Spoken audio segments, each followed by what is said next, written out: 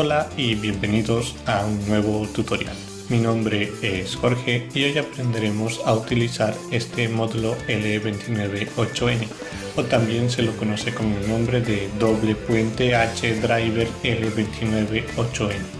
Tiene la capacidad de controlar hasta dos motores de corriente continua o un motor paso a paso bipolar. Estos pueden ser de entre 5 a 35 voltios y de 2 amperios como máximo. Pueden utilizarlo con cualquier microcontrolador, véase Arduino o Raspberry, ya que no tiene una librería establecida y su uso es muy sencillo. Este driver le debe su nombre al integrado L298N que lleva dentro, y si tienen el conocimiento suficiente en electrónica y este integrado, pueden crear su propio driver controlador de motores.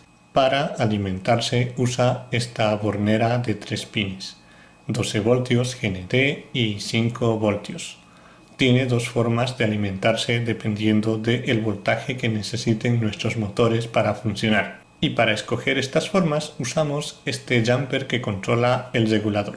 La primera, que sería con el jumper puesto, lo que significa que el regulador está funcionando, sirve para controlar motores de entre 5 a 12 voltios. Esto significa que si nuestro motor funciona con 9 voltios, entonces conectamos dicho voltaje en el pin 12 voltios. Conectamos GND al pin GND y por último el pin 5 voltios funciona de salida, o sea que podemos alimentar otro componente desde este pin que requiera 5 voltios. Esta salida será de 5 voltios y 500 miliamperios, así que no conecten nada que requiera un amperaje superior a los 500 miliamperios. La segunda forma de alimentarse sería sin el jumper, lo que significa que el regulador no está funcionando. Sirve para controlar motores de entre 12 voltios a 35 voltios.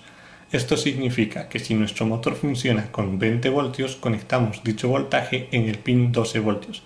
Conectamos GND a GND y, ya que el regulador está desactivado, debemos conectar 5 voltios en el pin 5 voltios para alimentar la parte lógica del driver. O sea que con el jumper puesto, este pin nos sirve de salida y nos proporciona 5 voltios para poder alimentar lo que necesitemos. Y sin el jumper, este pin funciona de entrada, o sea que nosotros necesitamos proporcionarle 5 voltios para que alimente a la parte lógica del driver. Nunca conecten 5 voltios en el pin 5 voltios con el jumper puesto, generarían un corte y quemarían el integrado.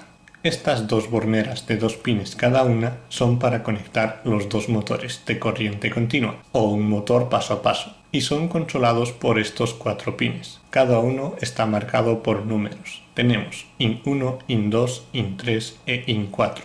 En los pines de las borneras para conectar los motores también encontramos marcas por números, que son OUT1, OUT2, OUT3 y OUT4. Como lo imaginarán, IN1 controla a OUT1, IN2 a OUT2, IN3 a OUT3 y por último IN4 a OUT4. En este tutorial controlaremos solo motores de corriente continua. Espero en un futuro sacar un tutorial en donde muestre cómo controlar los motores paso a paso. Entonces, para probar conectaré este motor de corriente continua que extraje de un lector DCD viejo. Es de 5 voltios. Conectaré el cable rojo al pin OUT1 y el cable negro al pin OUT2. Los motores no siempre traen cables de colores. De hecho, algunos vienen sin cables y nos queda soldarlos a nosotros mismos. Por lo que esto no sigue un orden. Podemos conectar el cable que queramos del color que queramos, siempre que un pin mantenga 5 voltios o el voltaje que necesite y el otro GND, pues el motor funcionará. Como el motor es de 5 voltios, para alimentarlo no necesito retirar el jumper, que habilita la alimentación arriba de 12 voltios. Entonces, para alimentarlo, conecto 5 voltios en el pin 12 voltios y conecto GND al pin GND. El último pin queda con una salida de 5 voltios para alimentar lo que necesite, pero en este caso lo dejamos vacío. Entonces, este motor de corriente continua es controlado por los pines IN1 e IN2. Para que el motor gire, conectamos 5 voltios en el pin IN1 y GND en el pin IN2. Ahora, si quisiéramos que gire en la dirección contraria, conectaríamos esto al revés, o sea GND en IN1 y 5 voltios en IN2. Si quisiéramos conectar un segundo motor, para esto podríamos usar los pines IN3 e IN4 y funcionaría de la misma forma. Para que este motor gire conectaríamos 5 voltios en IN3 y GND en IN4. Y si quisiéramos que gire en dirección contraria, conectaríamos esto al revés, GND en IN3 y 5 voltios en IN4. Estos dos jumpers en A y en B sirven para habilitar y deshabilitar los motores. Si retiro el jumper en A, las salidas OUT1 y OUT2 quedan deshabilitadas. Ahora si retiro este otro jumper en B, las salidas OUT3 y OUT4 quedan deshabilitadas. Pero estos dos jumpers no solo sirven para habilitar y deshabilitar los motores, también sirven para controlar su velocidad, para lo cual debemos retirar los jumpers.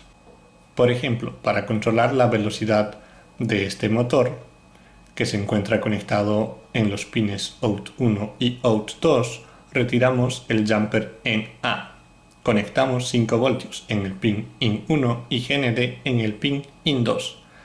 En este pin de en A debemos conectar una salida PWM, ya saben, un control de pulsos. El Arduino tiene varios pines que son capaces de emitir pulsos o emitir una salida PWM. Si no saben cómo funciona, pueden consultar este tutorial en donde se muestra qué pines son PWM y cómo usarlos en nuestro Arduino. Entonces, ya podemos controlar la velocidad de este motor gracias a PWM. Para que el motor gire en dirección contraria, cambiamos estos pines. Conectamos GND a IN1 y 5 voltios a IN2. Pero no es necesario cambiar nada en el pin que recibe la señal PWM. Este seguirá controlando la velocidad de nuestro motor sin importar hacia qué lado esté girando. Para controlar el otro motor hacemos lo mismo, solo que con MB. Ya saben, un pin que proporcione pulsos o PWM a este pin de MB. 5 voltios a IN3 y GND a IN4. Ahora, si queremos que esto gire al revés, GND a IN3 y 5 voltios a IN4. El pin que controla la velocidad lo seguirá haciendo sin importar la dirección en la que el motor esté girando. Bueno, ya está. Con esto podemos usar este driver con cualquier microcontrolador. Ya saben, Arduino o Raspberry. En un siguiente tutorial veremos cómo controlar este driver con Arduino. Y en un subsiguiente tendremos un proyecto con este driver. A menos que este ya sea un futuro en donde esos tutoriales estén ya subidos, en cuyo caso pásate por el canal que seguro los encuentras ahí. Esto es todo por hoy, gracias por escucharme y nos encontramos en un próximo tutorial.